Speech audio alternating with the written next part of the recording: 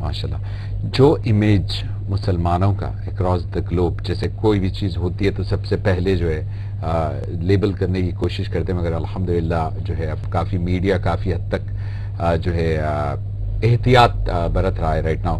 تو یہ جو امیج ہے مسلمانوں کا اکراس دا گلوب، تو اس کو کیسے جو ہے بہتر سے بہتر بنایا جا سکتا ہے، یا کلیریفیکیشن یعنی ٹرانسپیرنٹ رکھا جا سکتا ہے؟ What do you think about that? ماشاءاللہ، جو مسلمانوں کا جو امیج ہے اس دنیا میں، جب بھی کوئی ایک غلط چیز ہوتی ہے تو بالکل مسلمانوں کا نام پہلی فہرست میں فرسٹ نمبر پر مسلمانوں کا نام آتا ہے.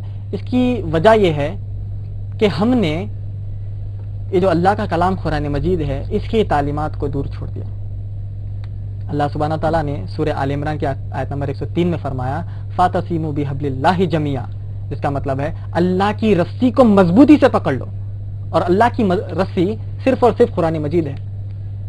جس طرح سے ہم نے قرآن مجید کو تعلیمات کو چھوڑا ہے، نبی کی سنت کو چھوڑا ہے، نبی کے احادیث کو چھوڑا ہے، اللہ سبحانہ تعالیٰ نے ہمیں اس دنیا میں ذلیل و خوار کر دیا. اگر آپ دیکھیں گے صحابہ اکرام کی زندگیاں، انہوں نے اپنی زندگی کا مقصد یہی بنایا کہ ہم اللہ کے احکامات کو مانیں، نبی کے حکم کو مانیں.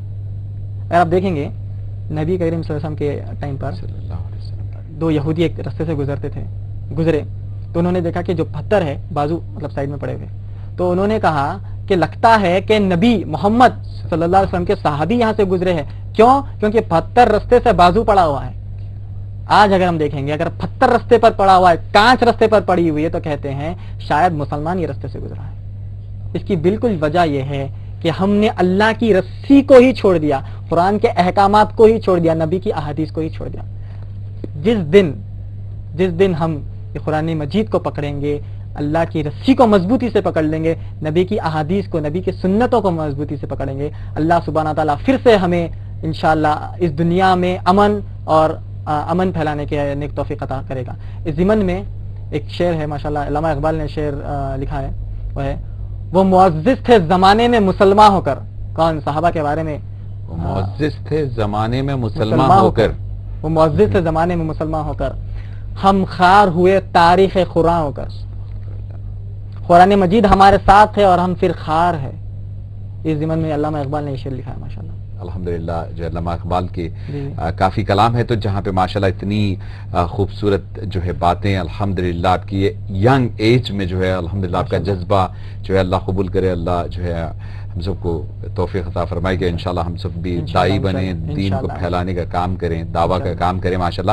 تو یہ جو ہمارے نوجوان ناظرین، نوجوان ہی نہیں سب کوئی اگر یہ کام کرنا چاہتا ہے یا پھر کسی تعلق سے کوئی سوال کرنا چاہتا ہے، کچھ بات کرنا چاہتا ہے آپ سے، تو وہ کس طریقے سے جو ہے آپ سے کانٹیکٹ کر سکتا ہے؟ وہ مجھے رابطہ کر سکتے ہیں. میرا ای میل آئی ڈی ہے islamicdai@gmail.com، islamicdayee@gmail.com پر. اور مجھے کال بھی کر سکتے ہیں 9700303208 پر انشاءاللہ. اگر وہ کچھ سوالات ہیں تو بے شک مجھے ای میل کے ذریعے کر سکتے ہیں. دائی اینڈ MBA اسٹڈیز کے علاوہ جو ہے آپ کی کیا ہابیز ہے؟ ماشاءاللہ میری ہابی یہی ہے کہ میں ریسرچ کا کام کروں ماشاءاللہ. میں جب ریسرچ کرنے بیٹھتا ہوں تو کئی سارے گھنٹے نکل جاتے ہیں، مجھے پتہ بھی نہیں چلتا.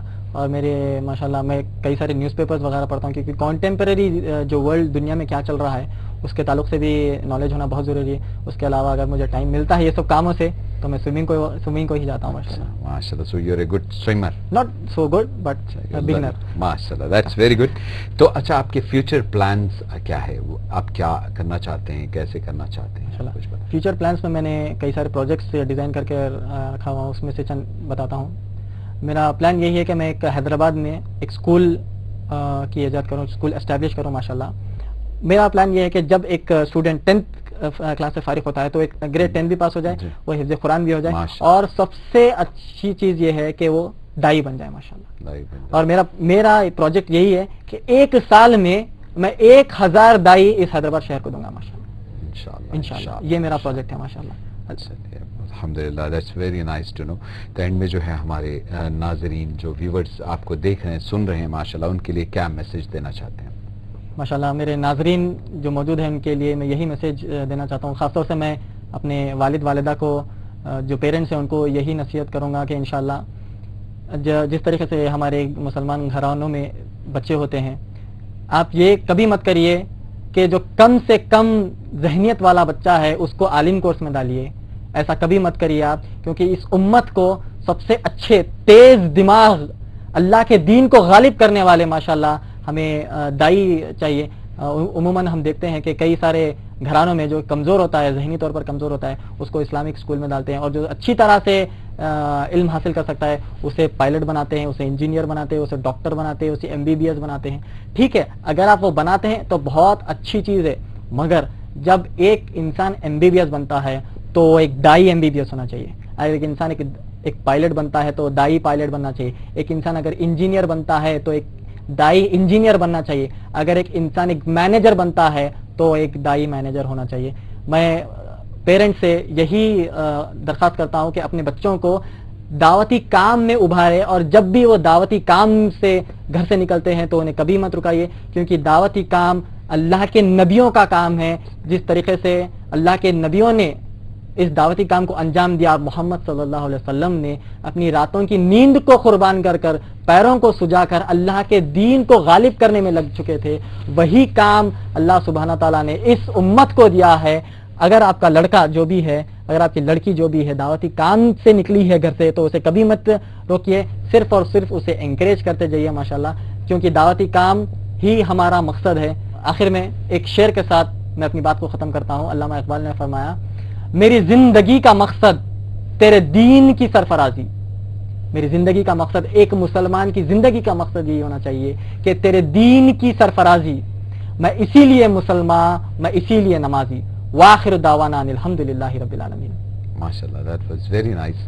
الحمدللہ، بہت خوشی ہوئی کہ جو ہے ماشاءاللہ اتنے اچھے جو ہے آپ کے انٹینشنس ہے، خیالات ہے اینڈ گولس ہے الحمدللہ، اینڈ اٹس ویری ٹرو کہ جو ڈائنامک بچے ہیں، جو ذہین ہے، جو برائٹ ہے، جس پہ ماں باپ فخر کرتے ہیں، میں سمجھتا ہوں ان کو انشاءاللہ جو ہے دین بہتر سے بہتر طریقے سے ان کو سکھانا چاہیے، تاکہ وہ اچھے اسلام کے ایمبیسڈر بنے، ایک اچھا اگزامپل جو ہے ساری دنیا کے سامنے جو ہے ایک اچھے مسلمان بن کے کام کریں، پریزنٹ کریں اسلام کو، پھر وہ آنسر دینے کے قابل بھی رہیں کہ اگر کسی کو کوئی ڈاؤٹس ہے یا کوئی بھی ہے تو انشاءاللہ سمجھتا ہوں that was very important point انشاءاللہ، کیونکہ پچھلے سالوں میں دیکھا گیا ہے کہ جو کمزور کم ذہین، یعنی جو اکیڈمکس میں یا کانوینٹ سکولز میں اس کو ایڈمیشن نہیں ملتا تو وہ اسلامک سکول میں اس کو ڈالتے، تو اینڈ اٹس ویری امپورٹنٹ الحمدللہ۔ آج کل ماشاءاللہ کافی رجحان ہے یہ آلریڈی کہ بیٹا حافظ بنے،